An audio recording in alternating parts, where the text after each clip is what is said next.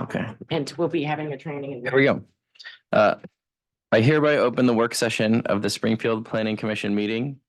Could we have a roll call, please?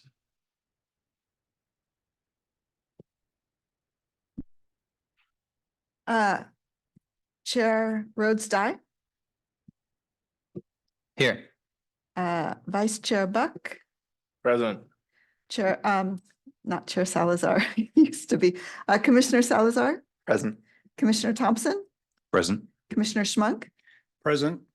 Commissioner Stout, let us know who you'll be coming late, and Commissioner Weber. Present. Do we have any adjustments to the agenda?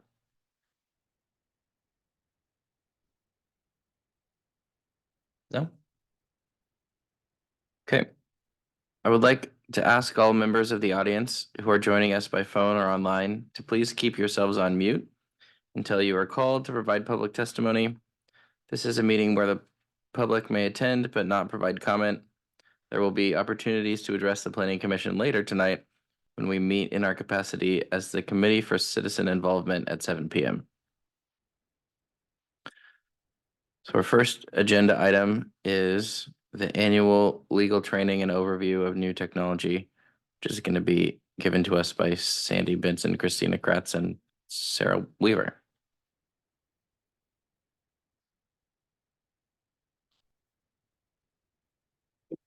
Hello, this is Sarah Weaver, and since you can't see me, the screens, the TV screens, please, they should be on. And I am the Planning Commission Assistant. Since you can't see me, for everybody who's not in the chambers, that's who I am. And I'm going to give a very brief training on the sound system because it's new, as we all know. So each participant of the meeting, the commissioners and the support people have a microphone in front of them. You will notice that they are red when they're off. And when you want them to be live, you turn them on, you press the button, the bar right in the middle of the speaker, and it will turn green. We have been informed that the sound system does not like to have two microphones on more at the same time. So what we would like to suggest is that when you talk, you press it to turn it on green, so it will be actually live. And then when you're done talking, please turn it off. If more than three people have their microphones on at the same time, we'll get reverb and the sound will be distorted. So that it really is best to just get used to pressing the mic when you want to talk and pressing the mic when you're done talking. So it's green when it's on and red when it's off. Another interesting aspect of the new sound system is that there's a main shutdown control that the city assistant attorney, the chair of the planning commission, and also the planning commission assistant have. It's a little white emblem to the right on the bar that you press to turn on and off, and you'll see it only on the planning commission chair, the city assistant attorney, and mine. And if there is a disruption or you need to turn off all of the microphones off at the same time, you will press that button, that little white icon to the right of your microphone bar, on and off bar. We are hoping, of course, that will not ever have to be the case, but it's there just in case. I also, if the microphone is not on, it will not be recorded. So it really is important to make sure that when you're talking, it's green for go and red for stop. Okay, and I think that's about it. Does anybody have any questions? Okay, thank you very much.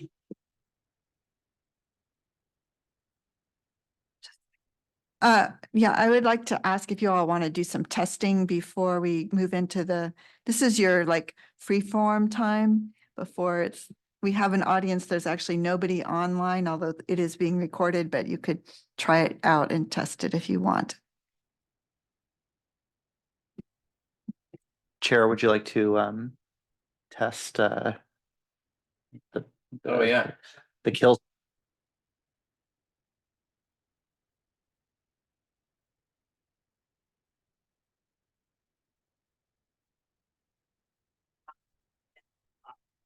So when your mic is on, it'll record? Yeah.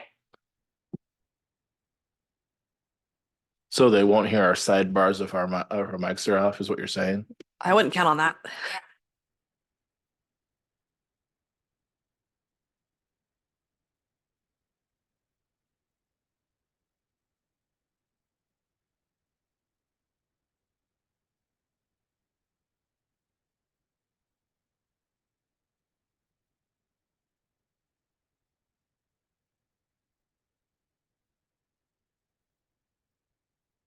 Stay with the phone there because somebody. None of the rest of you are really gonna test this out and see if you can be heard over the system? Not one of you? Testing. Looks like it's working. Testing.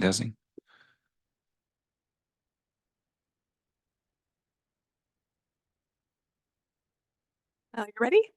All right.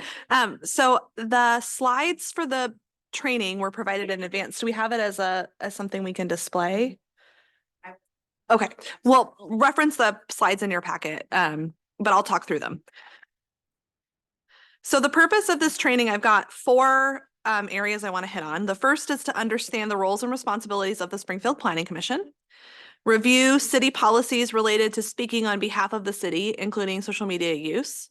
Review other city policies that are applicable to the planning commissioners. And then last, back to that kill switch on your microphones, understanding constitutional protections for public meeting participation and effective control of public meetings. And that is directly related to the disruption we had a couple of months ago and some of the First Amendment considerations when that type of thing happens.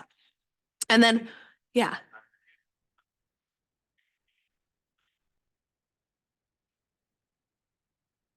Oh, it's in the packet for the meeting. Awesome, thank you. And do you all have the screens in front of you so you can see it as well? Okay.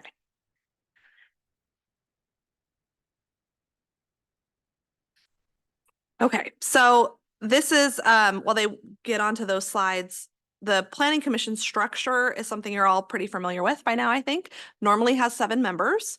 There are 7 of you, although one is absent currently. There can be no more than 2 of you from the same type of business or profession. And you're appointed for 4-year terms. The council operating policies and procedures place a 2-term limit unless the council overrides that when they, by a specific majority when they vote. Okay, so next slides. So the meeting, your meeting schedules, you meet once per month as you designate. That's typically the first and third Tuesdays of the month. And then you can have special meetings as needed. Typically, that's when you're meeting jointly with Lane County or have a time sensitive matter.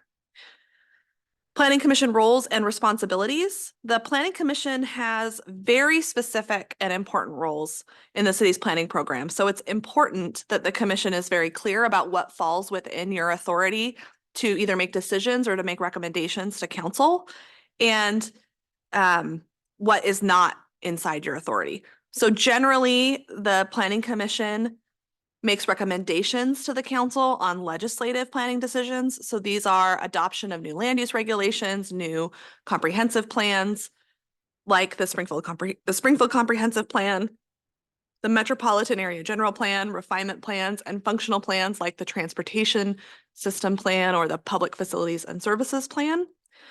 And then land use regulations are usually in the Springfield Development Code, so changes to that code are within your purview for making recommendations to the council. And you also make quasi-judicial review of specific development permits when a property owner comes in and wants to make a very specific either change to the zoning of their property or the plan designation of their property. Then you will review that and hold a quasi-judicial hearing. You may hear appeals of city staff level planning decisions. Those haven't come up recently, but it is something that can happen. And those would be for decisions made inside city limits. It's important that the Planning Commission is familiar with what topics are yours to advise the council on or make decisions about, and what topics belong to other committees and to the council, because the public usually is less familiar with the way city government works than members of the, committees and commissions and council. And so it's important the public has transparency about where different types of issues and concerns, where those should be directed. So for some examples, there are things that are related to development and may touch on the work the Planning Commission does, but are not specifically your role to advise the council or to make decisions yourself. So some of these are the Historic Committee, specifically reviews applications for changes to historic properties in Springfield and makes decisions on those. They may also provide advice to you as the Planning Commission or to the City Council on legislative planning topics that relate to historic property resources in the city, for example, development code standards that apply in the Washburn district. The Planning Commission typically provides input on the city's capital improvement plan, but decisions about budgeting for those improvements or the amount of city fees for services are the City Council's purview or the budget committees.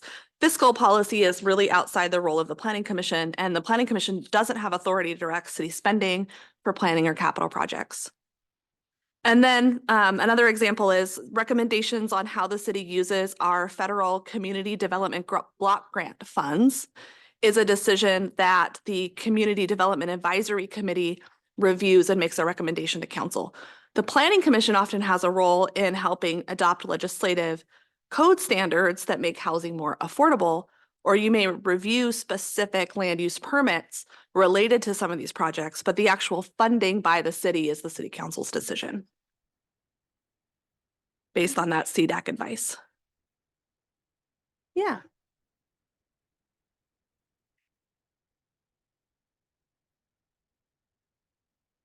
Okay.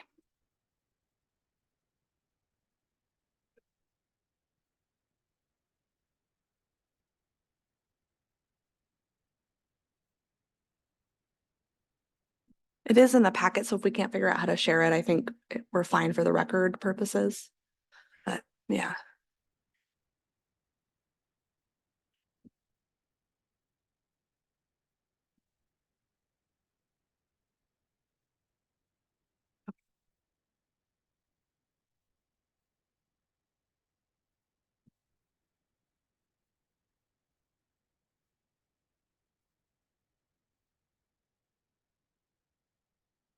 Okay. The Planning Commission has another important role, which you will be also participating in tonight, which is the Committee for Citizen Involvement. And this is a very specific role that is delegated to you by the city's statewide planning goal 1 citizen involvement program.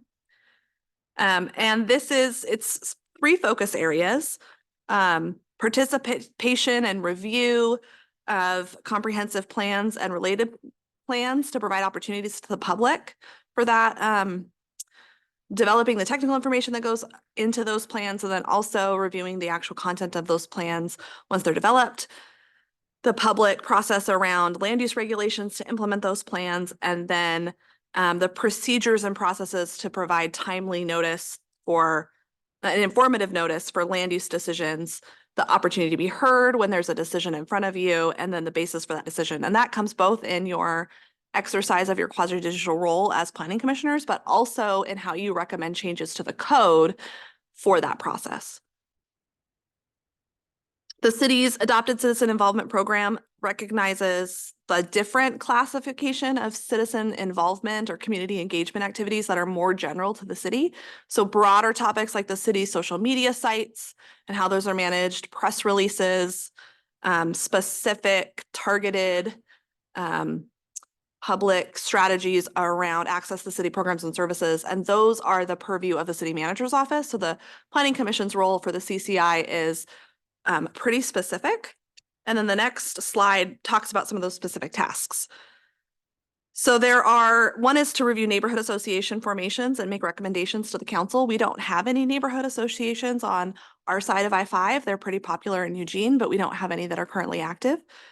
If somebody wanted to form one, there's a process to do that, and that would come to the Planning Commission to make a recommendation to the council on whether to recognize that neighborhood association or not. And neighborhood associations can have specific sort of notice rights under certain types of planning decisions.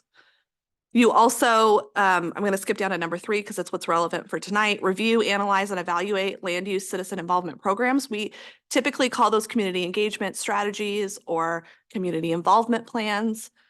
Now, the word citizen is just a little outdated because we're trying to, it can be construed to exclude people based on how old they are or their nationalities or ethnicities, and we want to be sure that we're engaging the community in general. And so that's what you're going to be doing later tonight. You're going to be providing that advice in your role as the CCI. If a project has a specific need for a planning advisory committee, then you would review the bylaws for that committee, and you may appoint members either by name based on applications, or you could direct staff on the types of people to appoint to those committees. And then 4 and 5 go together. Once per year, you review the last year's community engagement activities and approve a report that goes to the city council. And I think that that was in November or December that last did that. And so you should be familiar with that. I'm going to move on, unless there are questions about the roles of the Planning Commission or roles of the CCI, I'm going to move on to public meetings. Okay. So the Oregon Public Meetings Law, I know I've gone over a lot in different trainings. There were some changes that the state legislature made in 2023 that took effect this year. So I want to go over some of those changes. As a just high-level overview, the Oregon Public Meetings Law protects the public from decisions that are being made outside the public sphere. So you can't meet or have a meeting outside of an actually noticed Planning Commission meeting. This includes communications by email, phone, or texting, or serial meetings, which I'll talk about more on the next slide.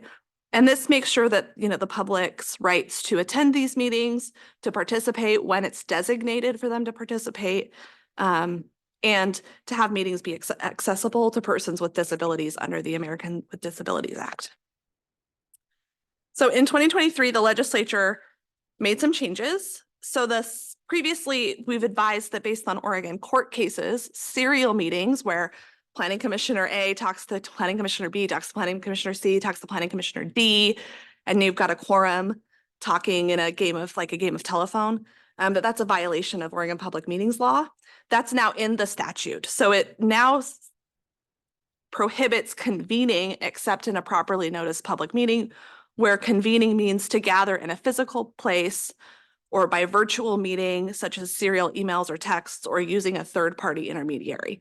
So for example, you know, if Commissioner A speaks to Sarah and says, Sarah, will you please tell Commissioner B and C what I'm thinking on this topic? Sarah talks to Commissioner B and C. Commissioner C says, would you please go back to Commissioner A and also talk to Commissioner D about what I'm thinking? And Sarah is that intermediary, then that's also a violation of public meetings law, even though no planning commissioners have talked to any other planning commissioners.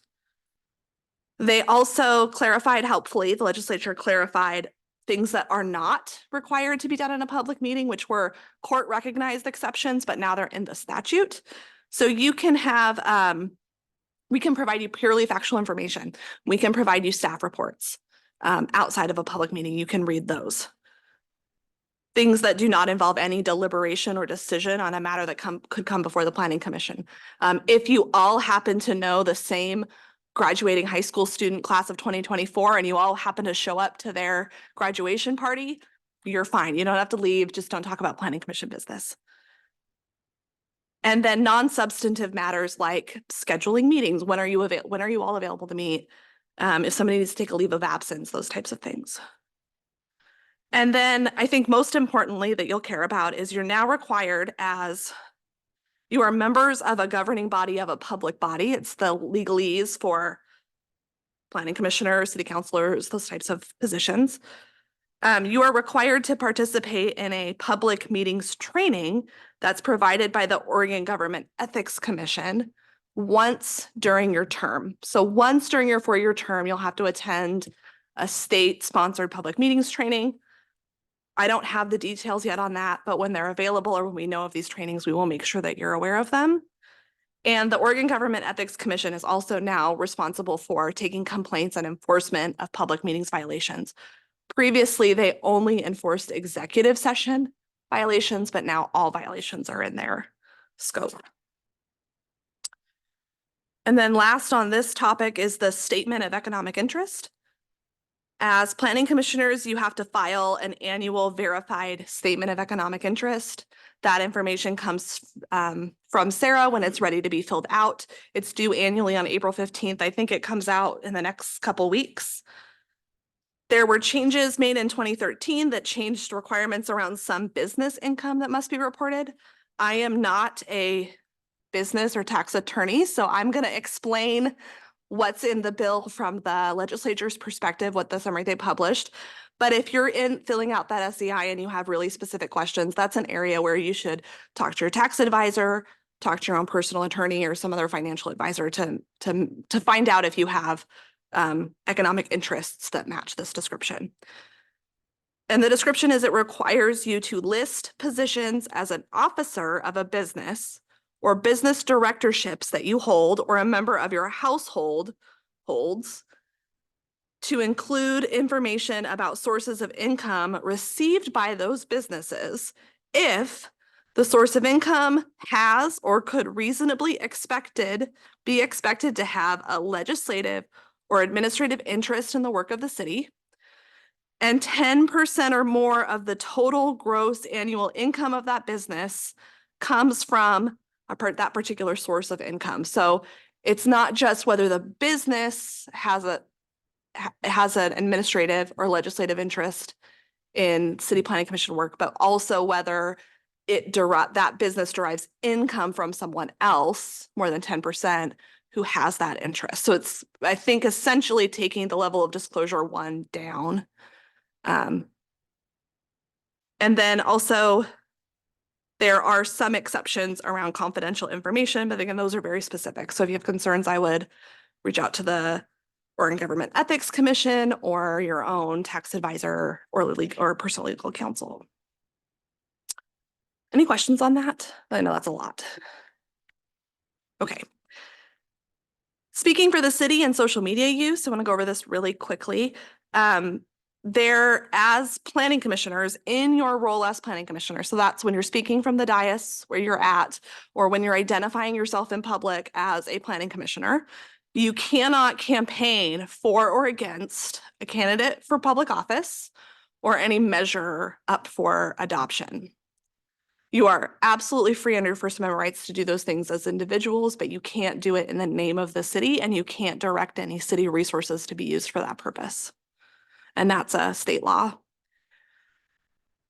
The city council's operating policies and procedures prohibit the planning members of any committee from speaking on behalf of the city council without the city council's advanced authorization to do so. So going to a Rotary meeting and stating I am a planning commissioner for the city of Springfield and the city's position is XYZ on this would not be appropriate. In the past, other committees have written letters to other governing bodies expressing a position that purported to be the position of the city, but wasn't approved by the city council, so that's not acceptable. And then the city has policies on social media use. You can't establish social media accounts using your planning commission email address. I'm not aware that anyone has ever done that, but that's prohibited. If you are posting or communicating in a social media forum about city topics where it could be confusing, whether you're speaking individually or as a planning commissioner, the city strongly encourages disclaimers like, my opinions are my own and not necessarily the views of the city of Springfield, or not necessarily the views of the Springfield Planning Commission. And then just basic guidelines: be truthful and respectful. Don't attack people personally. That can come back and reflect upon the city if people know you're a planning commissioner. No sharing confidential or privileged information. And be aware of the quasi-judicial hearing rules. So when you're communicating online, be aware that if somebody wants to talk about a quasi-judicial decision, a permit or development that's happening that will come before you as planning commissioners, the recommendation is that you don't have those conversations, because if you do engage, you have to disclose that at the hearing. And it could be grounds for an appeal or reversal of a decision if it's not disclosed and you have some bias in your decision-making. And then there are a couple other city policies that I want to make sure you're aware of, and then I'm going to send them out after the meeting by PDF for you to review. We have a no harassment and discrimination policy. If you are aware of harassment or discrimination that's occurred and you want to report it, you're absolutely entitled to do that. Reports go to the city HR director, city manager, or other management staff. If you're uncertain of how to direct it, I can forward those on. Sandy can take them. If you're comfortable, tell the person who's harassing you to stop, and the city has a non-retaliation policy that is enforced. We also have policies about reporting improper and unlawful conduct, and then acceptable use of city network services and computing devices, which applies to the iPads that planning commissioners are issued. So I will make sure that you all get PDF copies of those by email. And then our last topic is First Amendment and meeting disruptions. Pause real quick. Are there any questions on the content we covered before? Yeah. So just to clarify, for those of us who do have conversations about just things going on in the community through social media or otherwise, we want to avoid identifying ourselves in any capacity in those kind of things. So you wouldn't want to identify yourself as a planning commissioner or, you know, any of those kind of things. Even if you're not speaking on behalf of the city or any of those things, best to just not identify yourself in that forum. My recommendation is not to identify yourself as a planning commissioner in any way that would give the public the impression that you are speaking in an official position. I'm not recommending if someone says, "Hey, aren't you on the planning commission?" to say no, because a lot of people will know that. But I think that's where that disclaimer can be handy for you. To just, if somebody is pressing, I imagine most likely this kind of stuff comes up when someone, even if it's just your family text group chats, because those are always very fun. Somebody's pressing you for what's your thought on this, or what's the city think about this? Just to be able to say, look, our city attorney's office has told me to use this disclaimer. I'm not speaking like, this is my own personal view. I'm not speaking on behalf of the city. But I do think that it's helpful to just sort of refrain from putting yourself out there on social media as a planning commissioner. It's, I think, a little different in one-to-one conversations with people that you know, but social media is just fraught with misrepresentations and misunderstandings, and then it lives for forever. Thank you. Yeah. Okay. That one thing that a judge told me that I worked for earlier in my career was to never put anything in an email or online that you don't want printed on the front page of the Register Guard. So I think that's always that's just a great piece of advice. Don't say something anywhere that you don't want to be splashed with your name on it when you're in a quasi-public position like this. Okay, First Amendment and meeting disruptions. So as you'll recall, we had some meeting disruptions on our Zoom meeting last month, or sorry, in late 2023. So I wanted to go over the public's First Amendment rights and then the proper way to handle those. So first, it's important that the public has a right to speak when a forum for speaking has been opened. So that's when the Planning Commission is holding a public hearing or has business from the audience. When the Planning Commission has said in advance, sort of, this is the time for the public to talk to us. The public has that right to do that. Outside of those designated times, the public doesn't have a right to cause actual disruptions to the meeting or to speak during those times in ways that cause an actual disruption. And an actual disruption is more than just words being difficult to listen to or unpleasant to hear. It would extend to like an excessive use of profanity for no like content purpose, standing in the back and shouting when it's not a designated time to do that, disruption of the meeting by like physically coming in and disrupting the meeting, the speaking out of turn like we saw on Zoom previously, saying things that are completely off topic to the Planning Commission is also something that generally can be shut down. If an actual disruption occurs, it's important to first give the person a warning. And if the warning is ignored, then the person can be removed from the meeting. And that can be either removing them online by removing them from the Zoom meeting, or by escorting them out, calling security or calling Springfield Police Department to come and remove a person physically from a meeting. It's important to know that the First Amendment does not allow local governments to prohibit people from all future meetings. You are apparently the law is that you are allowed to show up and be disruptive and be removed, but you have to be allowed to come back to the next meeting. There may be some fact pattern that a court would uphold of somebody doing that, repeatedly for years and being, banned for longer. But generally, all the cases today state that permanent bans from public meetings are not allowed, but removing from the meeting where the disruption occurs is allowed. And so the next slide just has some other examples of actual disruptions. Refusing to obey procedural rules is another example that comes up with the Planning Commission. So if you've given someone a 3-minute time and they don't adhere to that, that's an actual disruption. If we're requiring people to speak first in favor and then opposed in a quasi-judicial manner and following those orders of procedure, then not following that is an actual disruption. A member of the public who wants to, so in a quasi-judicial hearing, the applicant always gets the last word. So if there's a member of the public who keeps trying to turn in requests to speak cards, for example, to talk after the applicant's rebuttal to get the last word in, or is standing up and requesting to speak, that's an actual disruption. They can be warned, and if they don't follow the rules, removed from the meeting. And that's all I have on legal topic training. Yeah. So to what extent do we have as a committee for involvement have to make sure voices are heard? I don't know what example that'd be, but let's say somebody we felt, commission felt was a disruptive, but yet not disruptive enough. Do we have an obligation to make sure they're heard? So your role as committee for citizen involvement is less to do with the way each individual meeting is chaired and managed, and more to do with the policies that the city adopts for specific plans and land use regulations and rules on how people will be heard. So the committee for citizen involvement would have the role in providing advice on what the procedures for meetings would be, and making sure those procedures are fair and allow all voices to be heard.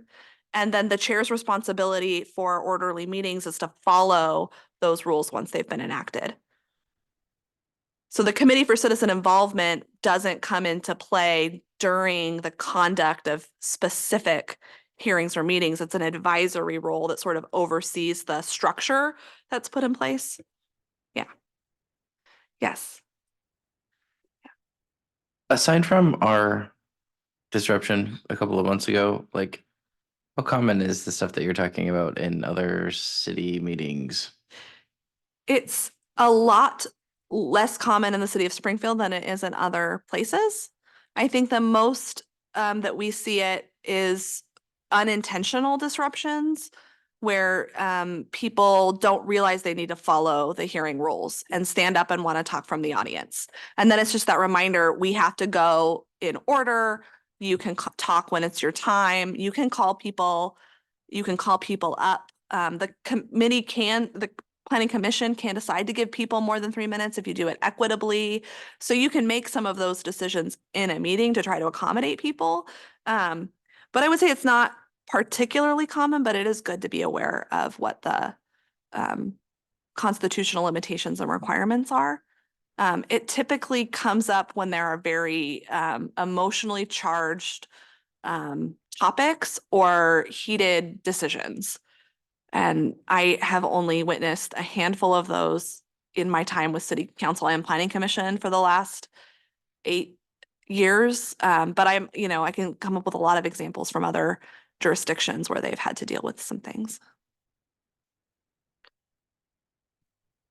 I think just speaking to that, in my experience, besides that one initial or that disruption that happened a few weeks ago, I think more common, like Christina was saying, is maybe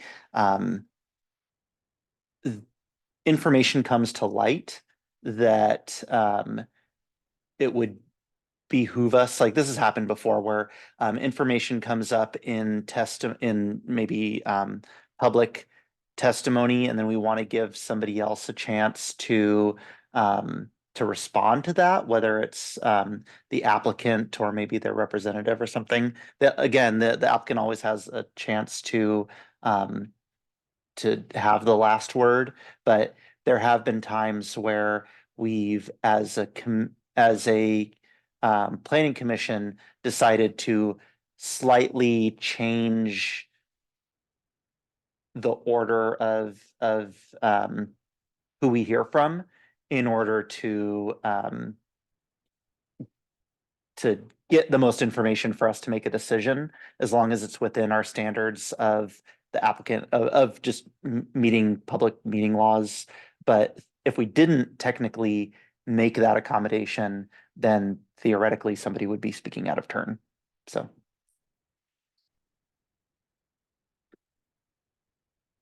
That was the end of the legal training topics. The last slide has some resources, and they're the same resources that were made available, I think, in the last legal training, but I've made sure that the URLs are active. Okay. And I think we've got a tutorial of Zoom webinar if I didn't use up too much time. Thank you all. We've got a note here. Does anybody have any other questions for Christina? Okay, great. Thanks. So I'm going to take you into the next topic, which is a nice segue in terms of public meetings. So one of the things that we decided to do to better control the online situations in meetings is to go to Zoom webinar. So we're currently in a Zoom meeting. The city council uses Zoom webinar. And so at your next meeting, we will be using Zoom webinar. So the main difference is that in the webinar format, there are two categories of participants. So there are the panelists and the attendees. The panelists are going to be you all, certain staff. And so the panelists can speak and be seen on screen. But the attendees are not, you're not going to see them. You can see their names as a list, but they're not going to have a video active, and they are not going to be allowed to speak unless we give them that permission to speak. So that really makes a distinction between the people who are need to be discussing the matter and the decision makers with staff, separating from the attendees. So there are some things to know as that comes your way. So because it is Zoom webinar, there will be a different link every time. For the Zoom meeting, we have been using what's Sarah's personal meeting room. It's been the same link every time. Every meeting has the same link. You don't have to worry about it. It's always the same. Now it's going to be a different link every time. So it's also going to come to your email. And if you sign in using your email address, you will be automatically coming in as a panelist. But if you didn't do it that way, if you went to Springfield, Oregon Speaks to the agenda and you just click on the link that's open to anybody, then you're going to come in as a regular person, as an attendee. Now we can move you to become a panelist.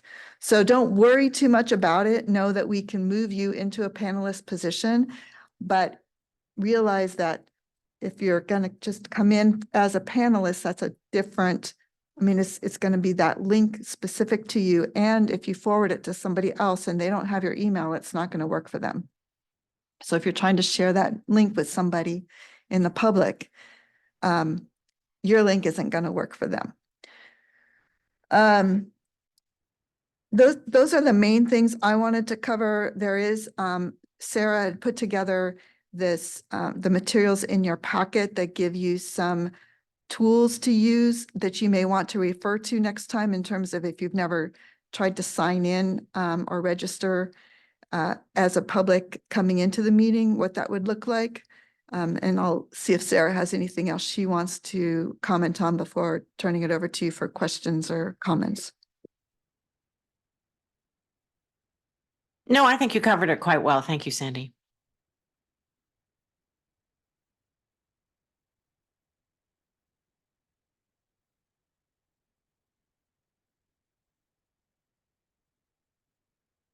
Do any commissioners have any questions for Sandy or Sarah?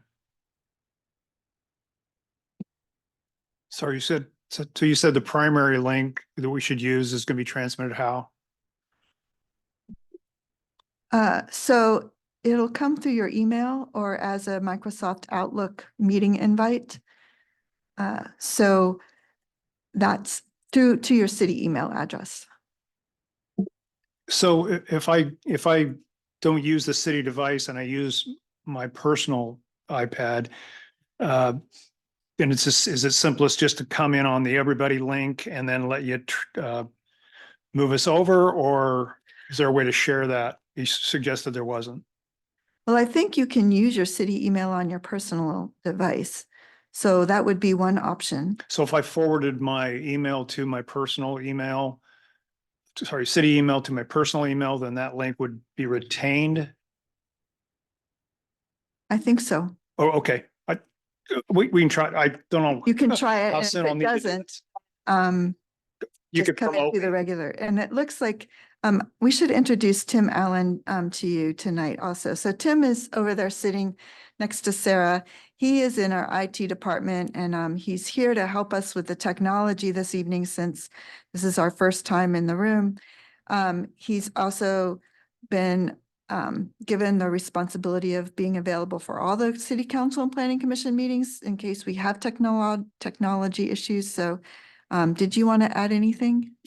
Yeah, I just wanted to say really quick that if you do forward that to your personal email and you click, what's going to happen is it's going to ask you to log in with a given email, right? And so then all you're going to do at that point is log in with your business email and you will get all the rights afforded to it as though you clicked on it from your business email in the first place.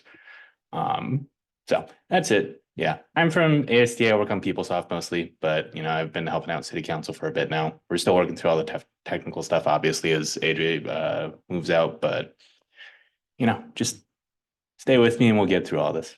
All right, thank you, everybody. And Tim, when you say business email, I think you mean their city email address? Yes, that's correct. Because just so you know, they're all volunteers here. So Sorry. they have their own jobs, a lot of them, which would be different from their city work. So Vice Chair Buck. thank you, Chair Horstein. So Sandy, just to clarify, we should get a new link every meeting. So we should expect a new email.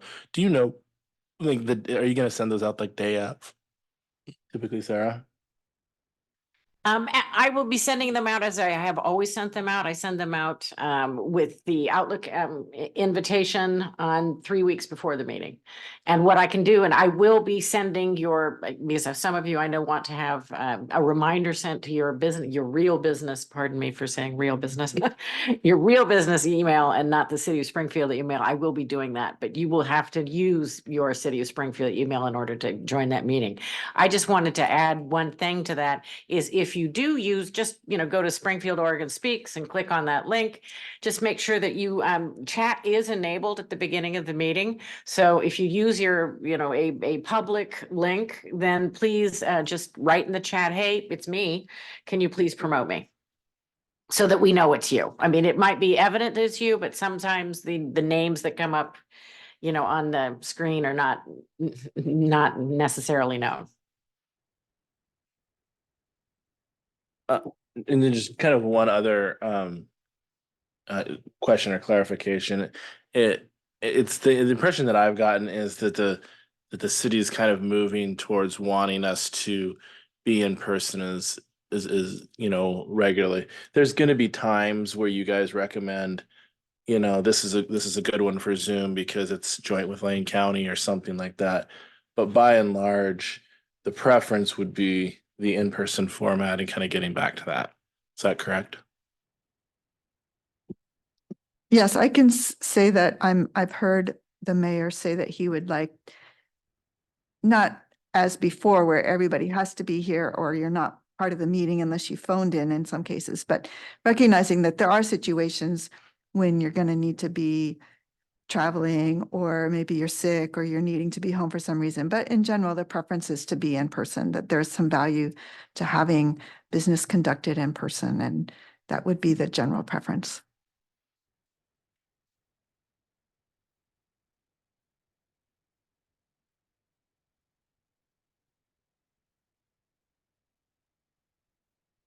Okay. I think, is that the end of our work session? Okay. And are we gonna wait till 7 o'clock to start the next meeting?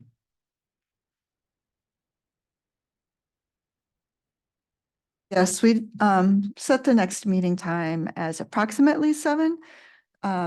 So we could start early. It's up to you. Chelsea is available, although she said she would be doing this part in person, so we would probably need to at least take a break and let her come join us in person. Let's take like a 15-minute break, and do we know if Alan's still coming? There he is. No, there he is. Commissioner Stout I'm is. here and I'm ready to start when you guys are. Sorry, long delayed. Some happy news, which Sandy is welcome to relay privately off the record. So that's all. Okay, great. Let's reconvene at 6:50. Okay. Hereby open the meeting of the Springfield Planning Commission, meeting in our capacity as this committee for citizen involvement. Can we have a roll call, please? Chair Rhodes Dye, Here. Vice Chair Buck, Present. Commissioner Salazar, Present? Commissioner Thompson, Present. Commissioner Schmunk, Here. Commissioner Stout, Present. and Commissioner Weber. Present. Do we have any adjustments to the agenda? Hearing none, I will now move us to the Pledge of Allegiance. Those in attendance in person, please recite the pledge. Those online are muted.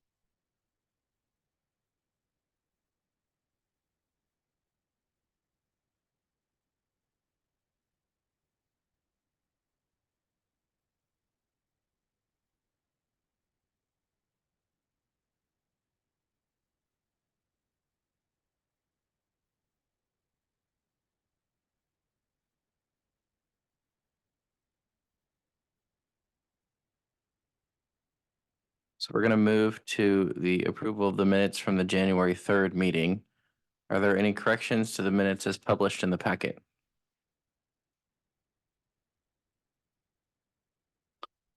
Hearing no corrections, the minutes from the January 3rd, 2024 meeting are approved. And now we're at business from the audience. So we'll now take business from the audience. This is the time in our agenda for the public to provide testimony on any public and any topic relevant to the Planning Commission. Do we have anyone online? Okay. So we have no business from the audience.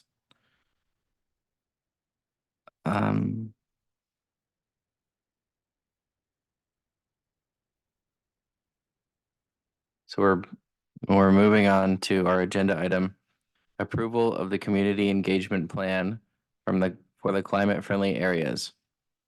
Chelsea? Hopefully everyone can hear me okay. So I'm Chelsea Hartman. I'm a senior planner. I've been to you, I guess, a few times recently for different involvement strategies. So here again tonight for climate friendly areas.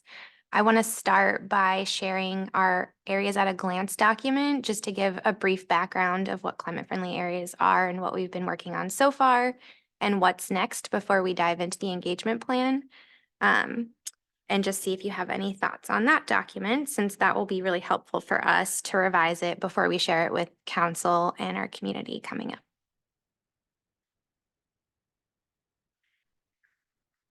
Yeah, but I have it. I joined on Zoom, so it should be easy. Okay, good to know. Moving forward.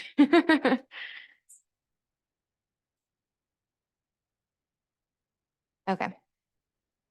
So hopefully folks had a chance to take a look at this. So I'm not going to read it tonight, but just for those of you that maybe aren't as familiar with climate-friendly areas, they're intended to be dense urban mixed-use centers that will have a mix of jobs, homes, and services in close proximity. Ideally, you'll be able to get around these areas without a car. So this did come down from the state, so it is a required state mandate for us to implement. So we tried to cover some of that background here so that the community members that we'll be talking to are aware of why we're working on this work and what the parameters are related to it. We tried to include some high-level overviews of what are in the rules for climate-friendly and equitable communities here. It does relate to how we selected the potential climate-friendly areas that we're considering moving forward for outreach and analysis. So started really looking at everything within our urban growth boundary and then focused in on our existing or planned urban centers. So our nodal development areas, our multimodal mixed-use area within Glenwood, and then the downtown urban renewal district were really informative to shaping the boundaries of the potential climate-friendly areas. I won't get into all the other details listed here, but it's really meant to give folks a quick overview of a lot of technical detail that was given to us in the climate-friendly area study we've been working on for the past year.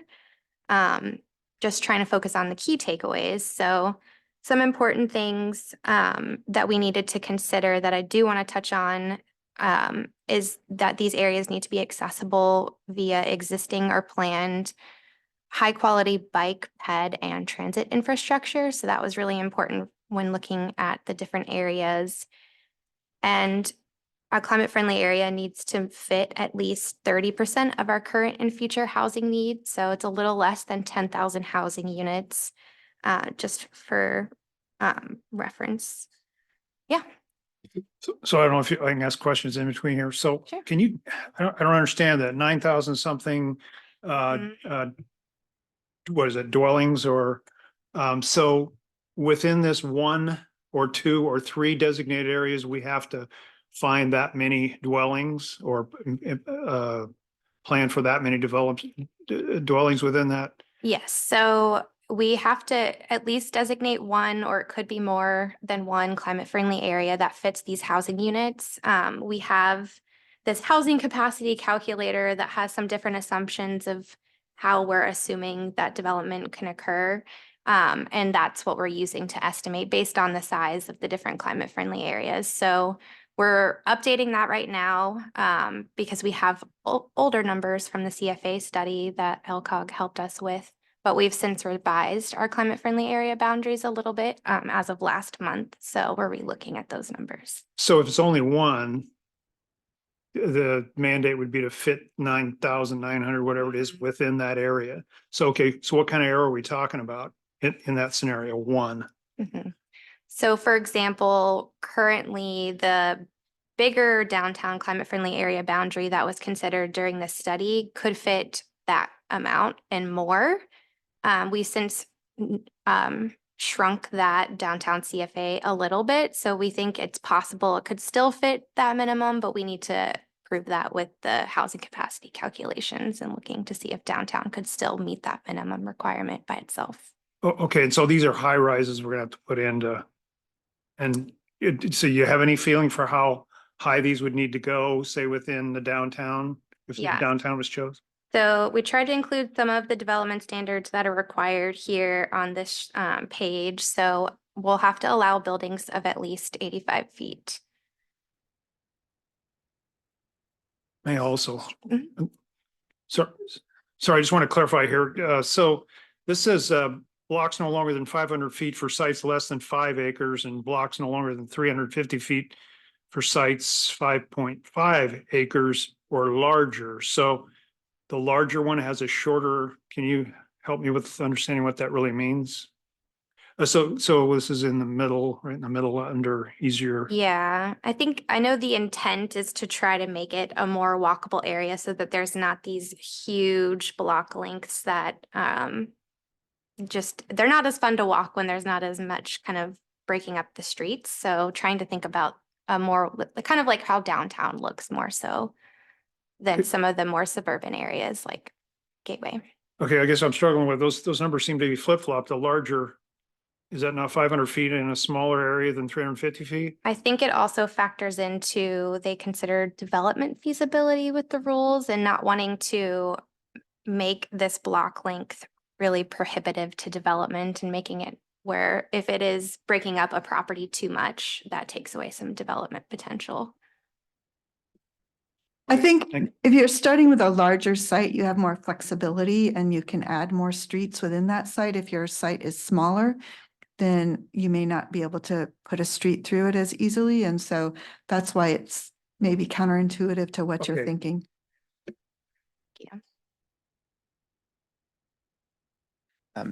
Just one question for clarification, for building height about 85 feet, that's a little, technical.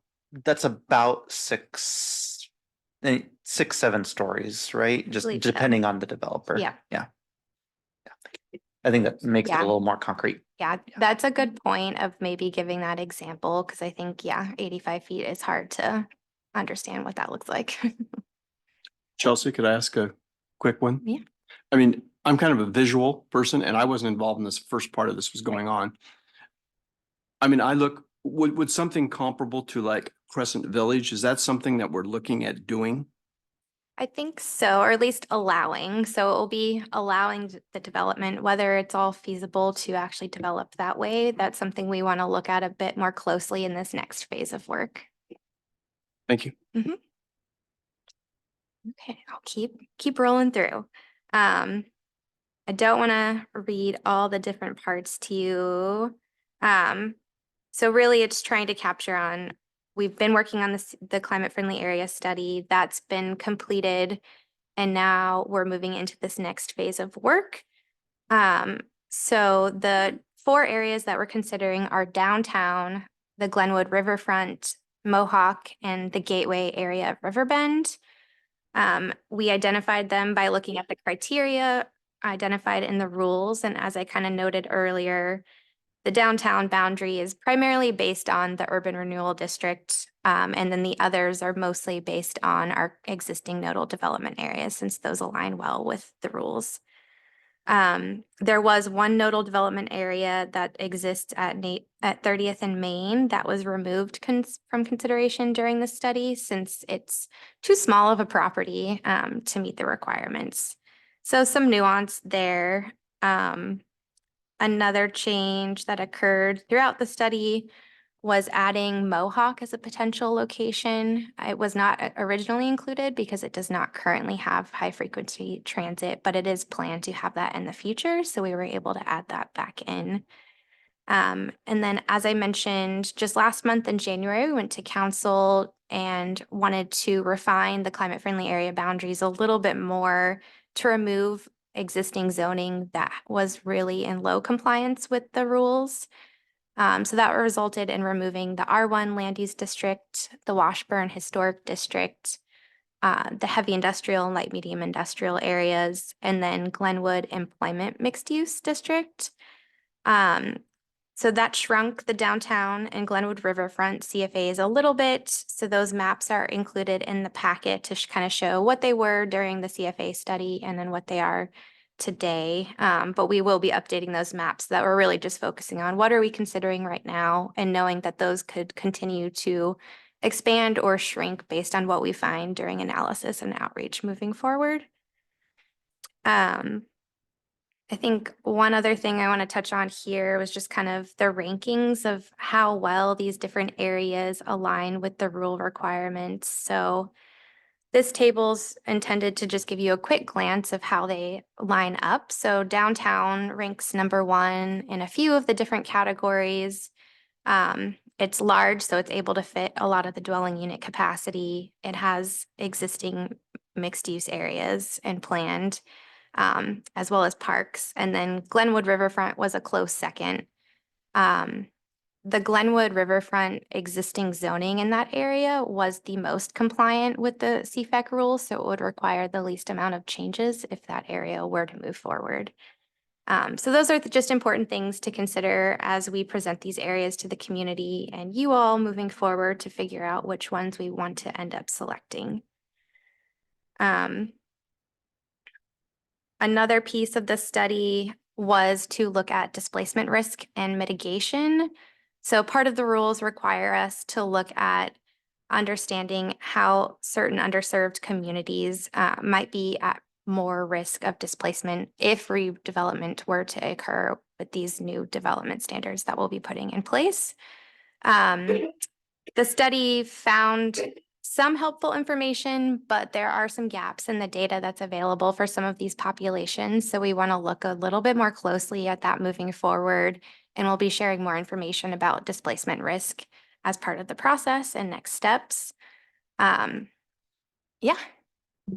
Did you want to get done and then go for questions? Did you prefer to do that, or when she comes across it? Okay, thank you. Thank you. I'm sorry. Sorry,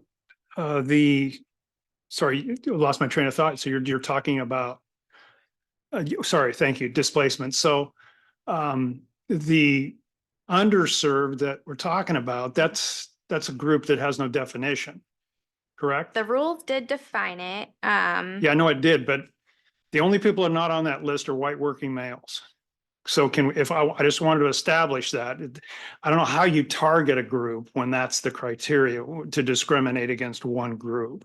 So I'm not sure how you target that, how you're doing that, or you just, so I guess if you could help me with that. Yeah, I think we will talk about that more when we get into the engagement plan. So I don't know if we want to get into that now or wait till that part, but I think that's a good point. So just wrapping up this part so we can move on to the engagement plan. The CFA study gave us some additional recommendations to consider moving forward. So we could do the minimum requirement for our CFAs and just meet that housing capacity requirement and just potentially with one. Or we could choose to designate more than one CFA and do more than the minimum requirement if we wanted to help better prepare for future housing planning efforts, knowing our housing capacity analysis will need to be updated in a couple years.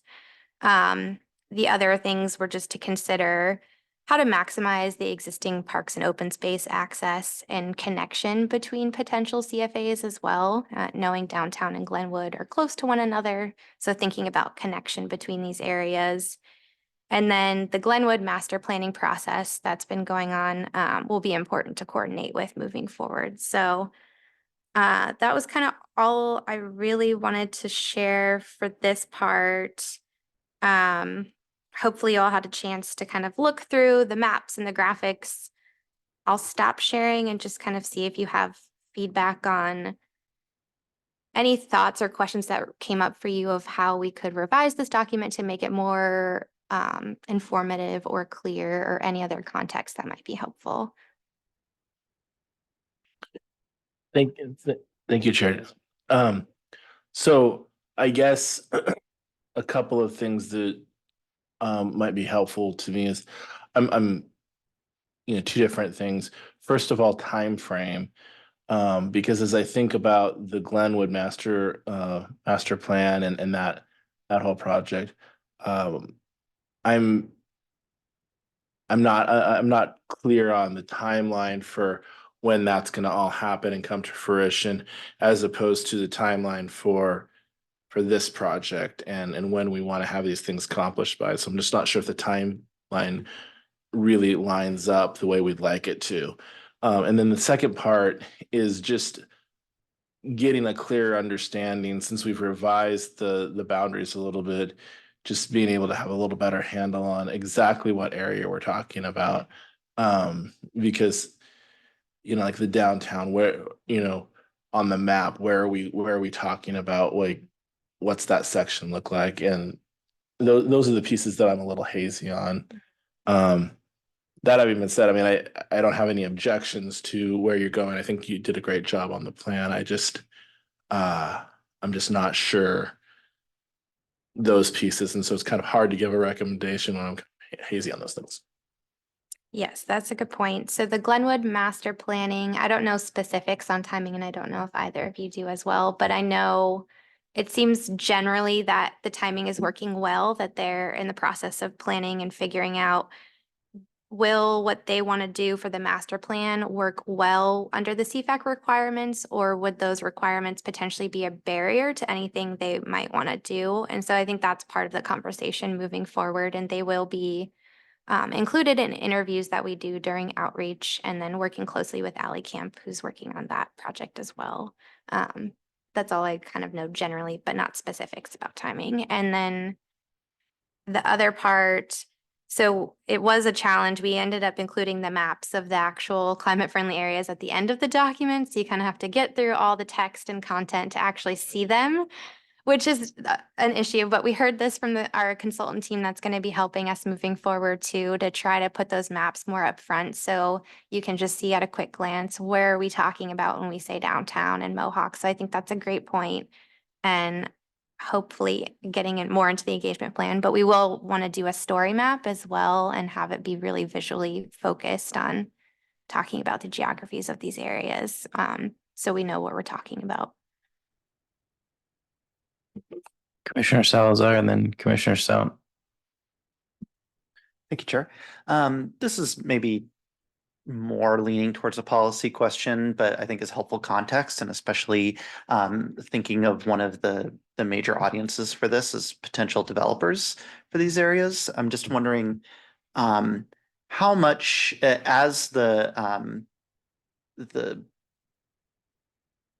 plan is refined to make selection of the climate friendly areas, how much potential developer cost and risk associated with each area is factored into those decisions.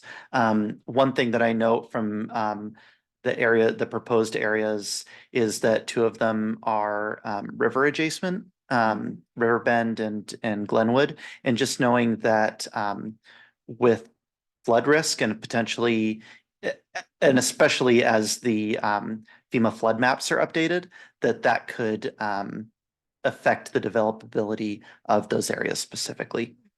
So just a Yeah, I think so. We will be working, DLCD has contracted with Cascadia Partners to help support us in the next phase of work. And part of that will be looking at market feasibility and some prototypes of development to try to understand, does this help development become more feasible, or does it present any other challenges? And then definitely interviews with folks, I think, will be really informative to kind of ground truthing some of those assumptions too.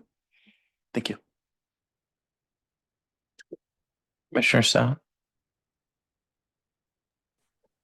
Thank you. Great presentation.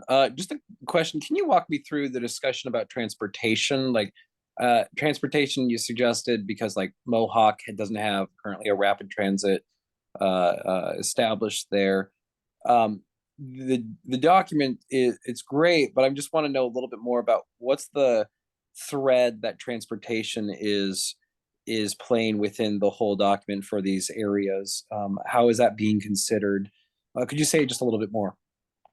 Yes, so we did have to look at existing and planned bike, ped, and transit infrastructure in these areas, and we will have to consider that more moving forward. So looking specifically at where there are gaps in those things and what we'll need to recommend to bridge those gaps in those areas. So we didn't include a ton of detail in this document, but I think moving forward, it will become probably more important, especially with outreach. And I think the mapping component will help a lot of those challenges to visually share that. That's great. Thank you.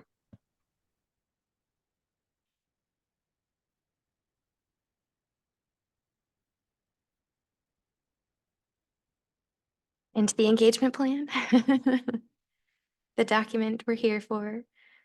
So I'll share my screen again and just touch on a few key points that I wanted to talk about and open it up for questions. So looks pretty familiar to a lot of the other involvement strategies and engagement plans we've been bringing forward to you all. So I really want to focus on the things that are a little different in this document. We do have some project-specific goals for climate-friendly areas that are listed here.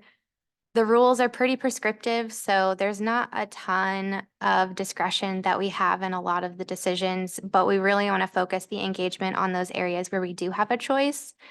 And that really is choosing where we want to designate a climate-friendly area and if we want to go above and beyond the minimum requirement and designate more areas. So that is just one key thing here of splitting out some project-specific goals that we need to focus on, as well as some general principles for community outreach that you might see in a lot of the engagement plans and involvement strategies. So didn't want to lose those, but wanted to kind of note that these are things we want to do in all of our outreach efforts. I'm going to kind of skip through to kind of get to the populations we're talking about. So I guess timeline, this isn't super detailed. It's just blocks of years, but really moving forward, we'll be analyzing the market analysis that I mentioned, looking closer at our adopted plans and what we might need to change based on a climate-friendly area designation, and then looking more closely at that displacement risk and some mitigation strategies for that before we get to a final selection. So ultimately, we will be looking for Planning Commission to make a recommendation to council on what climate-friendly areas we want to select as a community, and then council will be the one to actually select them. Once they're selected, we will draft the specific plan and code amendments for those areas and then move through the adoption process. So quite a bit of work ahead moving forward. So just wanted to give that brief overview.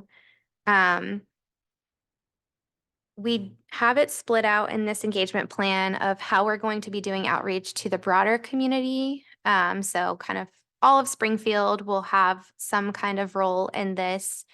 And then we have a list of groups or organizations that we feel are important. So different interests that would influence the decision-making or have a stake in this. So obviously housing and environment. A lot of our Team Springfield partners are going to be important to include in this moving forward. And then the other group that we're going to be doing more focused outreach with are those communities that are within or near the potential climate-friendly areas. So that's everyone that has property, lives there, works there, or owns a business. So pretty broad net, but focusing really a lot of our efforts within those areas, knowing those folks are going to be most directly impacted by these changes. So there was this one change throughout the document that we wanted to note that wasn't in your packet. Originally, this was just focusing on communities within the areas. And then as I was thinking more last week, we also want to focus on those folks that are around the boundaries since they will be impacted by these changes. And also considering the climate-friendly area boundaries could shrink or expand. So more people could be impacted. So just wanting to do our due diligence in those areas. Within this subset of the communities within and near the potential climate-friendly areas is nestled the underserved populations that you were referring to earlier. So this is the list of populations that the rules is asking us to pay special attention to looking at, including these voices, knowing a lot of these folks don't typically participate in government processes, and trying to think about how we can do outreach a little bit differently so that we can be getting a broader net, getting more people involved. So that is reflected in the different tactics that we have proposed here, which I'll jump down to. So engagement with larger community is pretty similar to things that we see in the other engagement plans, the project webpage, social media, news releases, those types of things. Some different aspects that I mentioned earlier is wanting to do the story map and have a survey component with that. So that'll be a way to visually share a lot of the area-specific information and try to get thoughts from the community on which area folks have support for or concerns about or questions for. We also want to do in-person events. It's helpful that we're focusing in on 4 areas, so it's a little bit easier to do in-person events, ideally joining community events that are already happening and not necessarily just always hosting our own thing. So trying to really meet people where they're at in their neighborhood is going to be important. There's also, as a subset within this, is for those groups or organizations. So not just broader community, but thinking about like our Team Springfield partners. It's a lot easier to send a direct email to them and inviting them to virtual sessions and trying to get their input, which is at a different level. And then the communities within and near potential climate friendly areas is really where we're going to be focusing our efforts. So it's all of those efforts we just talked about, the different tactics for the broad community. And then there's going to be some additional ones we want to do. So pop-ups, thinking those will be another in-person opportunity to go to grocery stores or parks and neighborhoods, try to think of those kind of opportunities and really give more of the in-depth in-person and online opportunities to talk to the community members within and near those areas. So there will be direct mailings and flyers that we'd like to put up at existing places in those neighborhoods and within those areas to reach folks. Some of these tactics were identified during the previous phase of work. Kearns and West was a consultant firm that helped us identify a community engagement plan toolkit. They interviewed a lot of different populations that were identified in this underserved list and asked them what tactics they found to be most engaging or effective to talk with other folks in their community. So we tried to reflect that here on what we heard with those interviews of people like these kinds of options more than others. So trying to have a wide array of tools that were found to be most effective to reaching different folks within those areas. And that was our intent with that. I did, before I stop, Monica is on Zoom, I think, still. She was really the brains behind drafting this community engagement plan and reviewing the toolkit work that was done before in the interviews with folks. So I just wanted to see if she had any thoughts she wanted to add on anything key that I missed. Thank you, Chelsea. Good evening, everybody. I want to check that people can hear me okay, first of all. And I think I see a thumbs up. I apologize. I'm unable to share my camera this evening. Chelsea, I think you covered the key points quite well. In response to one of the comments about making sure we really hear everybody and that white working males are not included in that list, I would like to think of that as a everybody and these people. It's not an or. We really want to make sure everybody has a chance to participate.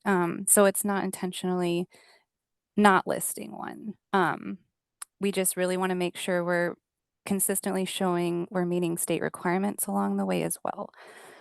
And then in response to Chelsea's last point about Kearns and West, these the toolkit and these tactics in addition come from those interviews also trying to focus on where the community actually will have a say. So Chelsea mentioned the where and how many climate friendly areas, but where we're trying to show input will be effective and reflected as possible would be in the other graphic that Chelsea's scrolled past just for now. And that would be in the displacement strategies. So I think that's why, again, the emphasis in those, as the state defines it, underserved is where we're more flexible in finding solutions would be those displacement strategies. So we have a starting point with those key community leaders and are really looking to follow up in responding to what they've already helped us with and really being accountable to what they've said, which might even mean, hey, we last spoke in 2022, 2023. Here's where we're at. How can we move forward together? And then I think just the last point I would like to make is this commission and committee have been so helpful in helping us identify the key interest groups or population. So I'd really look to not just the tactics, but are we missing anybody on that list? I found it really valuable in the years I've been here so far. So I'm really looking forward to hearing that. And that's everything I've got. Thank you. Thanks, Monica. While you were talking, I just remembered there was one other edit, which I'll share when we get to the point of making a motion. There were to try to capture the changes that I proposed in this document. So it was really just within and near climate friendly areas throughout the document. And then our consultants, when they were reviewing it, they had a suggestion of trying to capture the idea that we could translate or interpret materials or in-person events if we are able to do that. So we wanted to include this edit here that will try to explore considering various needs and where we can translate materials or offer that interpretation opportunity. So those are the two changes that have happened to the document since we shared it in your packet. And that's all I have. So any questions, thoughts, feedback? So appreciate the try and the clarification to the underserved, and I'm not trying to beat this up. I'm just struggling with why this document says center the voices of underserved community members, with the idea that somehow they have an elevated struggling for the word, but an elevated understanding of the needs of the community. That's not to diminish their contribution. I want to be clear, but I think this kind of language is divisive. Underserved clearly is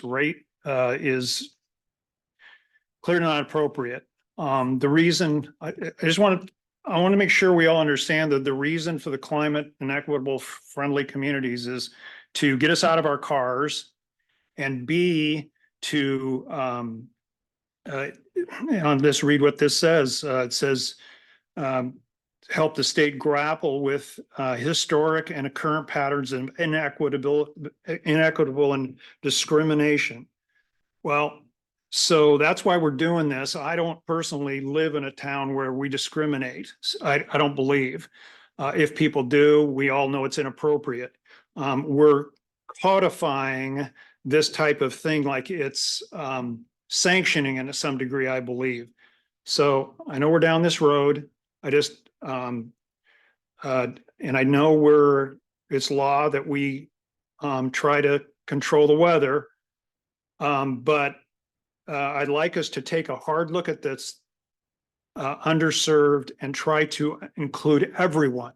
Everyone has a voice. Everyone is important. And I think that should be the what we stress. Thank you. Commissioner Stout. Thank you. So I attend a church of 60% Latinos, and I'm just curious, within your plan, what's our inclusion of churches or other organizations? I'm thinking nonprofits, that sort of thing. Where does that fit within your outreach strategy about directly contacting some of these organizations? I think that I'm not sure if they were included in the Kearns and West interviews that occurred before, but I think that would be a great way to get at folks within a specific community and thinking about where do people gather within a community or an area. And I think churches are a natural one. I know there were a lot of community groups and organizations that were included in the interview, so I kind of think of it as falling into that group. And I think that's a great point to keep in mind. And I only want to just kind of reiterate that, just because I know a lot of people who are either going, whether it's even Alcoholics Anonymous or a Catholic Community Services or some church of any sort, they're often looking for help, and they're often very much affected by any of these different changes that might be happening, coming down the pike. So thank you. That's all.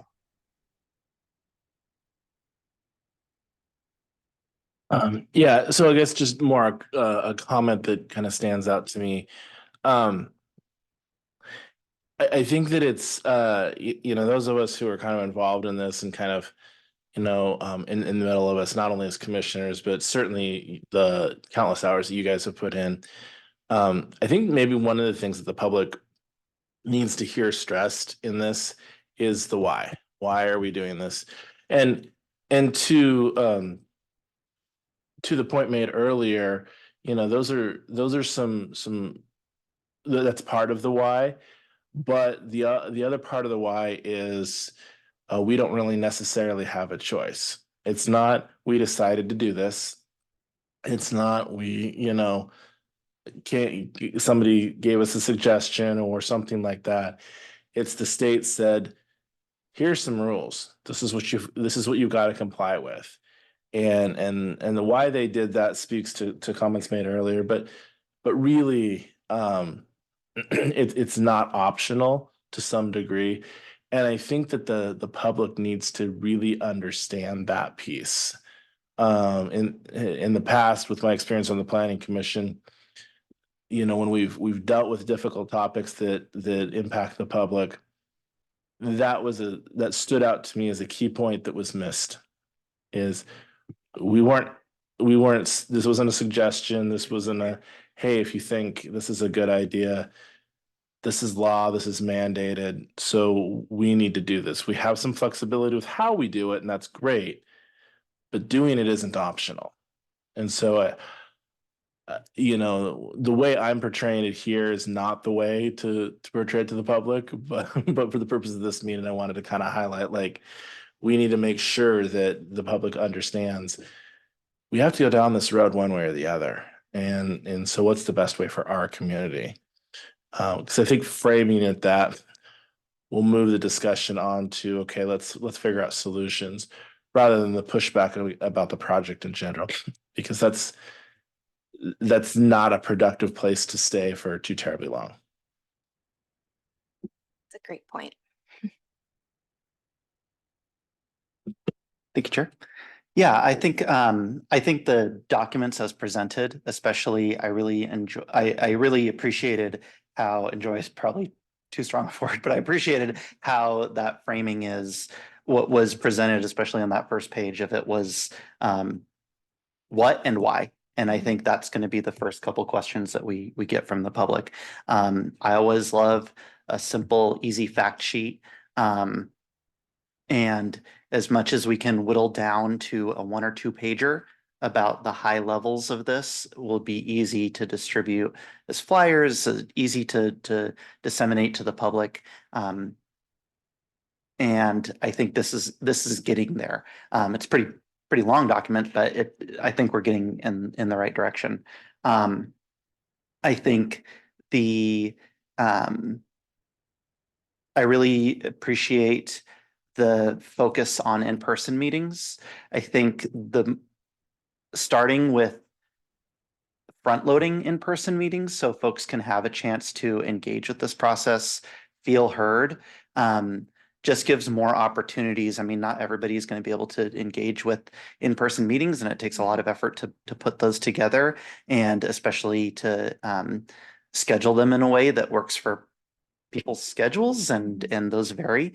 But I think they're as much as we can get, really front load the information to the public before they hear about it on social media in a way that kind of frames the narrative for them. Because most people are going to hear about this from their neighbor. We can put as much information as we want out there, but most people aren't going to hear it directly from us. They're going to hear it from a neighbor. So how do we get messaging out there? I think, especially with previous projects, a lot of folks found out about efforts after a lot of effort was put into community outreach, but then they ended up hearing it in a news story when it was too late to engage them. And the planning commission meeting was like that next Monday. So how do we engage the media more in this process? I think too, to invite people to have a sense of ownership before it's too late, and before there's they feel like, oh, it's codified and there's this one last meeting to engage, when really there's been months to engage, but maybe people didn't know about those engagement opportunities.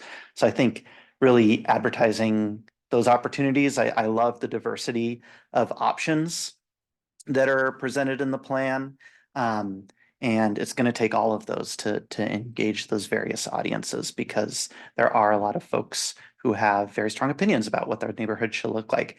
I think really framing this in a way that shows, I mean, yeah, change is hard, change is scary, but if this is done right, this can create really wonderful, livable neighborhoods that folks like to live in and folks like to visit. And who doesn't like to walk around an area where there's a lot of activity and jobs and people are living, and those are just fun places to be. And these could be really great neighborhoods that are anchors for that larger Springfield that's not changing, that is still having that small town feel that we strive for in our development plans. Thank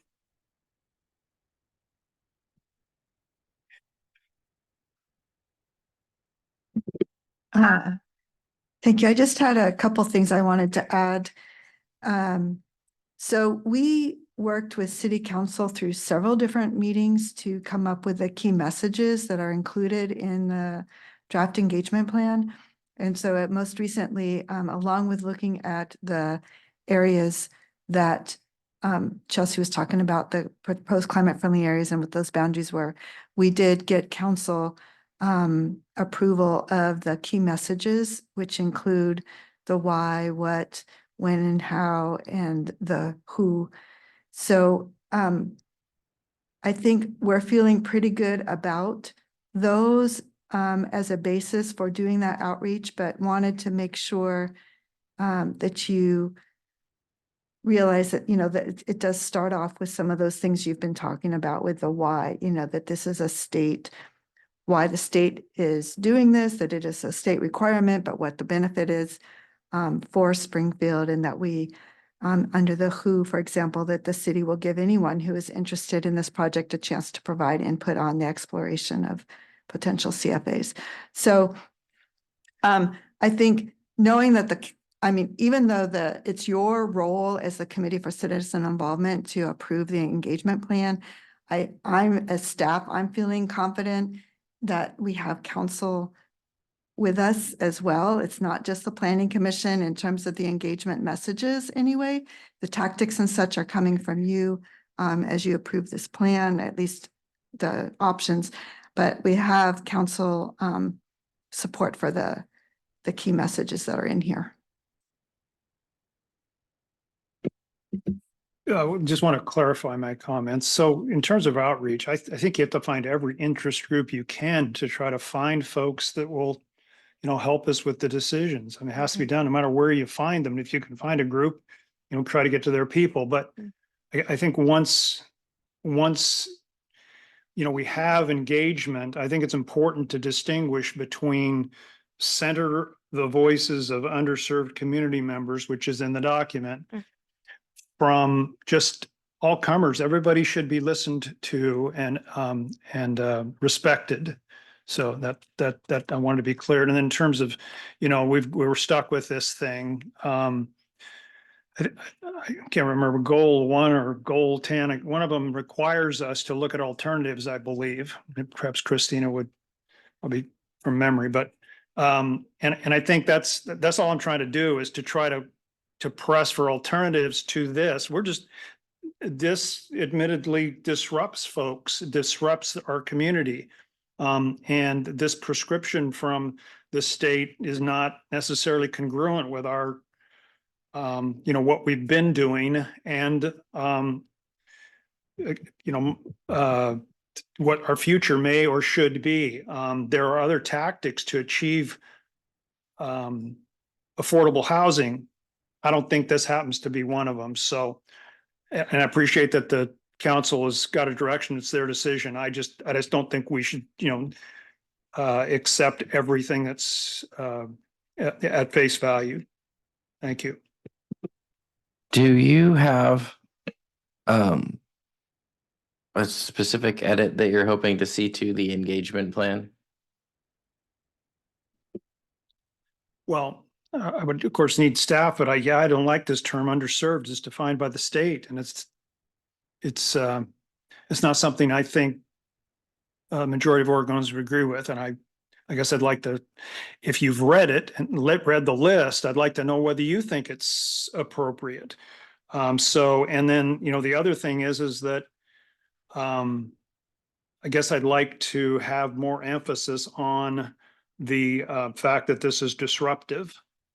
I think that would help get more people engaged. I mean, last meeting, I talked about sensationalizing some of this information, and I think that's, it's a reason why reality shows are watched more than city council meetings. So, perhaps we could learn a little bit from that.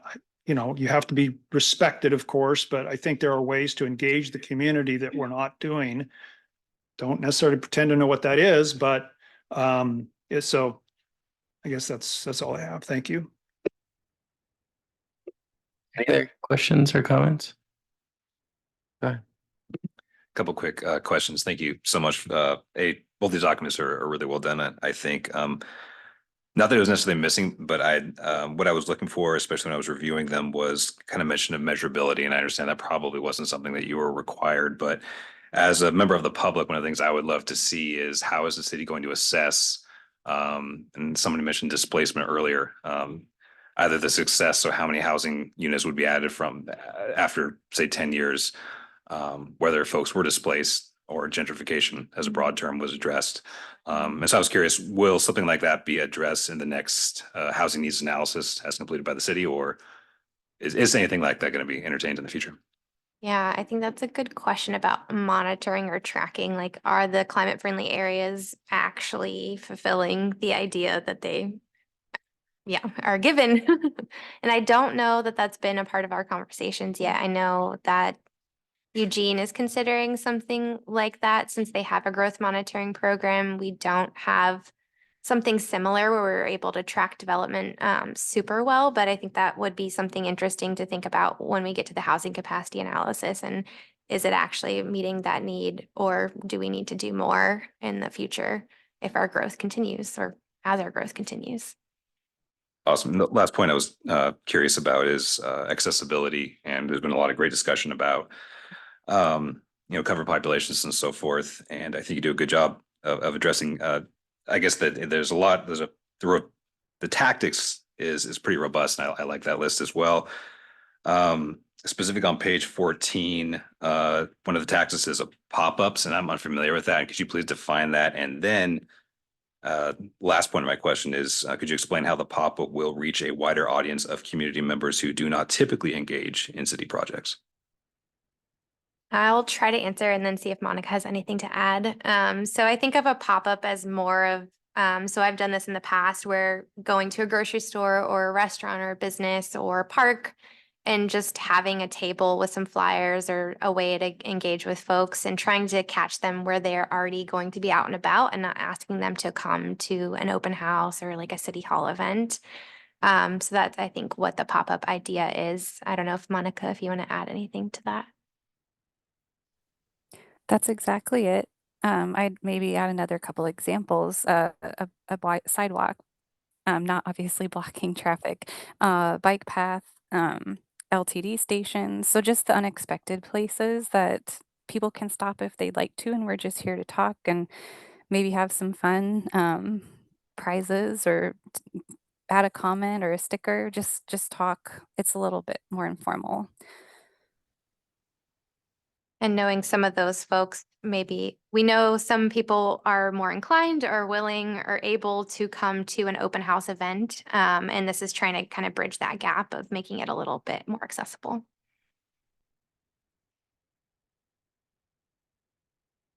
I have something else to add. So thinking about timing, I appreciated Commissioner Salazar's point about early outreach, and thinking of, I just think it's very respectful to do that sooner, early, and if we do it multiple times, just to start that. I really appreciated that. But then in thinking of pop-ups too, timing of those can be really important. Either during an active survey or during something where we have a lot going on.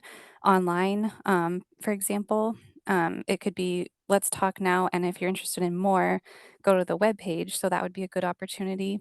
And I also, yeah, like if there's a bigger in-person event at some point. So trying to give people enough notice during those times for pop-ups in between the big moments, I would say. And again, if they're unable to, then at least we've got something. Um, so it's just a nice opportunity to provide along the way communication, I would say.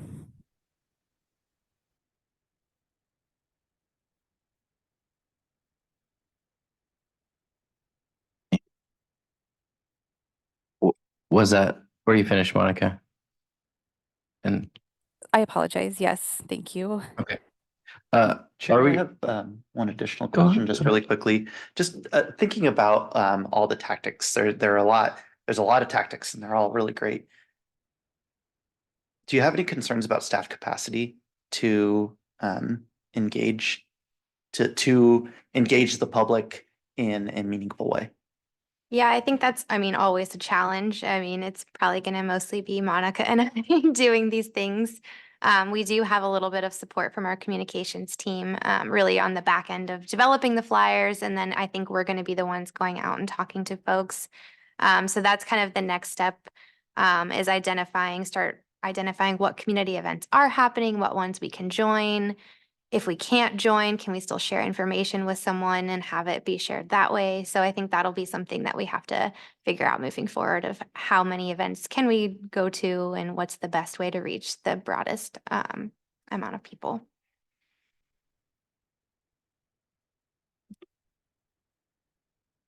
Are we ready for a motion to adopt the community engagement plan? You have, I'll share my screen again. Try to capture like the edits that I had done in the document, if that's helpful. It's kind of wordy, so revise it if you would like. Yes, Chair, I'd like to propose a movement. Before I do, Christina, help me with the language. Uh, I know, but I'm gonna edit that.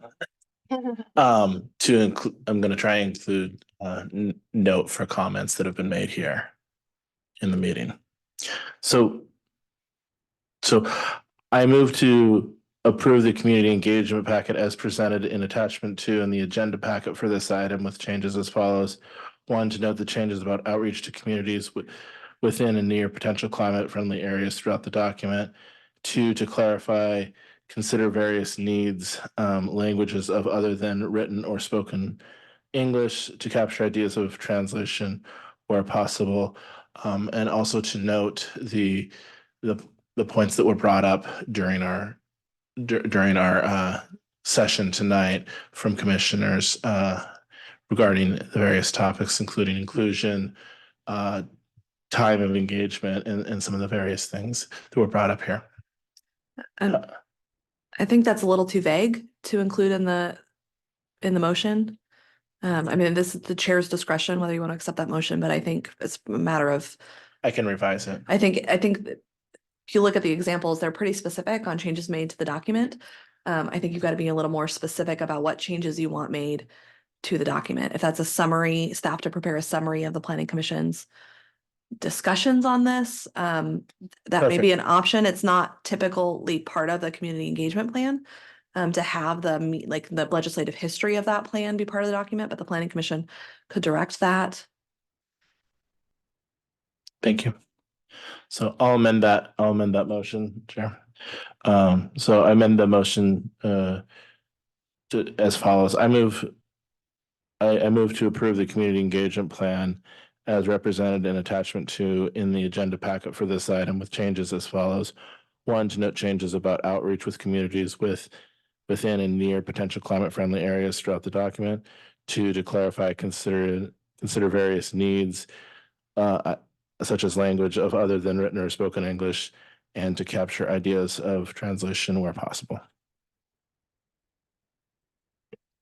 I second. Now we can have some discussion. Go ahead. So clarification, so can I make an amendment on that or a codicil or whatever? You can move to amend the motion to change it, and then you'll vote on the amendment to the motion before you vote on the primary motion. All right. Well, I'd like to move that we delete a paragraph, page 5 of the climate friendly area draft community engagement plan, who paragraph 4, in line with climate friendly equitable communities requirements, etc. That whole paragraph through transportation decisions. Sarah, would it be possible to pull up that specific paragraph, or Chelsea? Oh, thank you. Sorry. Page 5, it's actually second to the bottom paragraph above the overall project phasing estimate timeline.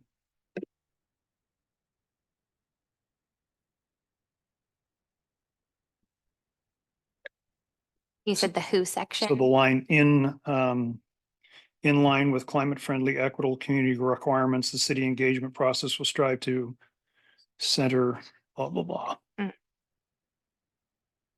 I would note, this was included since it is in the rules. So if we don't include some of this in the engagement plan, we're still going to have to do some of these things per the climate friendly and equitable rules. Yeah, understood. Do we have an obligation? Are we required to include it in the document? We're required to do it as part of the outreach, and show that we're doing that. And that was why we wanted to include it here so that we can track that. This was our intention, and this is kind of how we're going to address the rules forward. We add to that paragraph that it's intended to be inclusive of all voices. I think that would be helpful, and that is the intent of reaching out to the community. It really is everyone, what Monica was saying earlier. It's everyone, and trying to also include these groups that have not participated in these processes. So I'm wondering if we could just add Yeah. add to that, the intention is to be inclusive of all voices equally. Maybe that would help. Yeah, I appreciate the help. I'm just trying to get to the point. Yeah. So I think you get my point. I don't want to belabor it. So Yeah, I'm just wondering if that's an amendment we could make.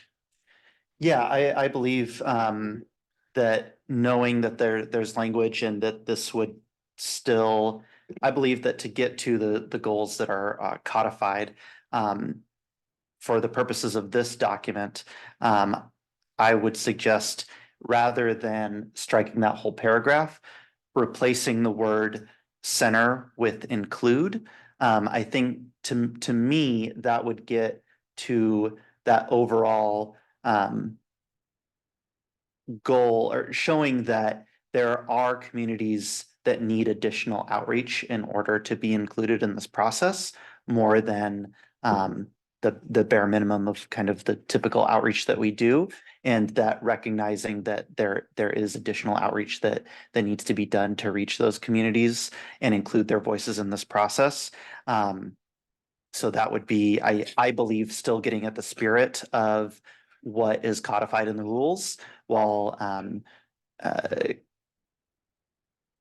showing that we understand that there's additional work that needs to be done. I want to pull the commission back to parliamentary procedure for just a moment. So there was a motion that was made, and the appropriate next step is either second that motion, or in light of the points of information that were raised, you could withdraw the motion and another motion to amend could be made. Whether you want to withdraw your motion is up to you. Otherwise, it needs a second before you can actually begin discussing.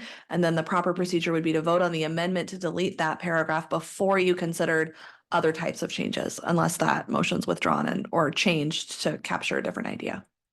let me withdraw my extra motion. There's still a motion on the floor that we're Yes. discussing. So right now, the motion on the floor is to just make the changes that that Chelsea put on the screen earlier. But now at this point, it's appropriate if you want to talk about other changes to make to that bullet point to introduce another amendment with maybe some preferred phrasing. Chair, if I may. I'd like to make a motion to amend the document in page 5 under section who .3 and amend the word center to change to include. I second that. Can we have a vote on that Yeah. So, amendment to the amendment? Yeah. Can we have a roll call, please? yeah. So to clarify for the commission, you are voting on whether you want to include that one change as part of your overall motion.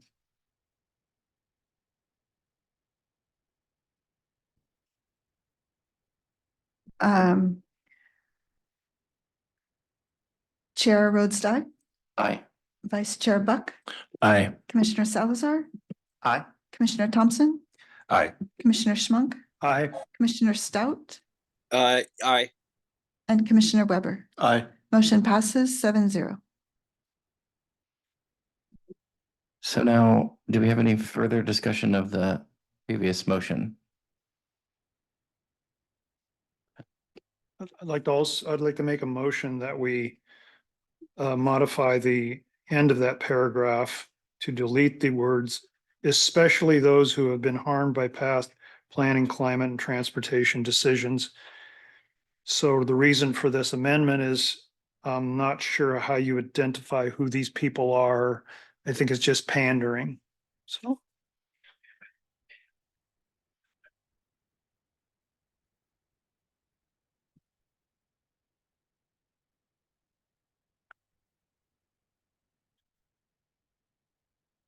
Well, let me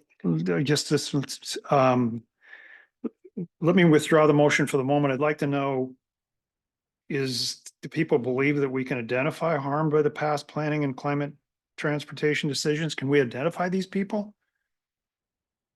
I can speak to one example from council meeting last night where there are deeds that include discriminatory phrase or requirements that basically said the property can only be sold to those of Caucasian race. And so, I mean, we have those in Springfield.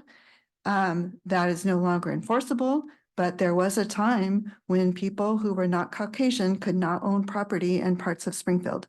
So I think that that is an example of past planning that harmed people. And so those people may not have the same equity or opportunity as others who were able to buy property in Springfield.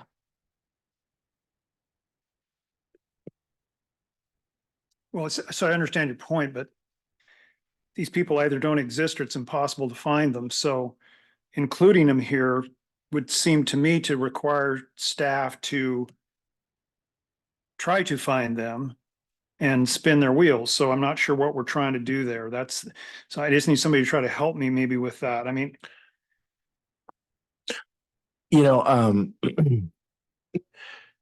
I think that the language as I read it, it identifies that, we're trying to make sure that everybody's included, even those that have been hurt in the past. I don't know that it's our job or it's necessary to identify who those people were. I think those people can identify for themselves whether they believe they've been hurt or not.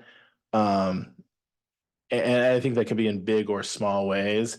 And I think that could be in the recent past or distant past. I mean, I can give examples from my neighborhood where I would say that planning decisions have harmed people in my neighborhood, but I think that we're aware of that. I don't necessarily know that it's our job to identify those people so much as for those people to understand that they're recognized.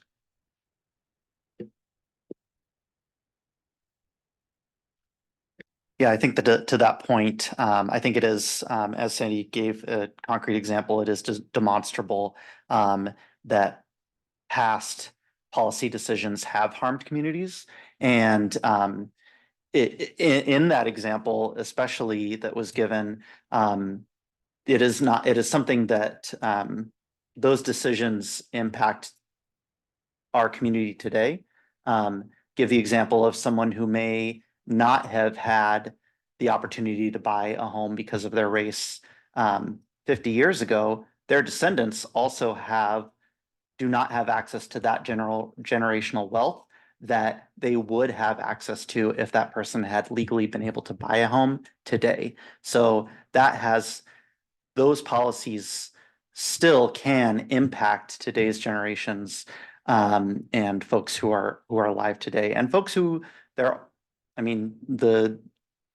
are many people alive today who were alive when these laws were in place as well. So I think to me, I like the language as it stands for that section.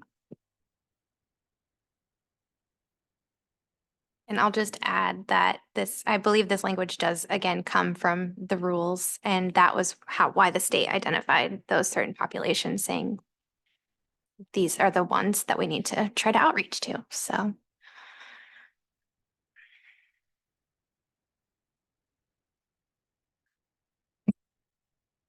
Sorry. Commissioner Schmoke, I think you were in the middle of making a motion. No, I'm fine. I Okay. appreciate the discussion. Thank Okay. you. So we're gonna vote on the motion as written with the one amendment. Can we have a roll call, please? Certainly. So this amendment is for the three changes, the two that Chelsea had identified and the third one that you all have agreed to. So the roll call is Chair Rhodesty, Aye. Vice Chair Buck, Aye. Commissioner Salazar, Aye. Commissioner Thompson, Aye. Commissioner Schmunk, Aye. Commissioner Stout. Aye. And Commissioner Weber. Aye. Motion passes 7-0.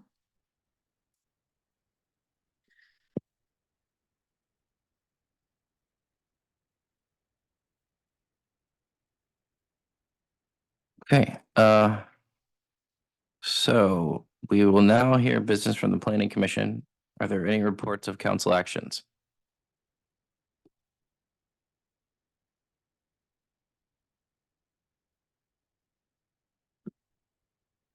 Chair, I'll note that I was assigned the meeting yesterday and I haven't had a chance to watch it yet, so I'll report at our next meeting.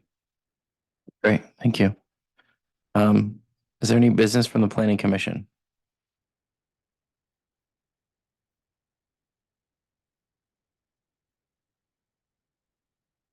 Hearing none, is there any business from the Development and Public Works Department?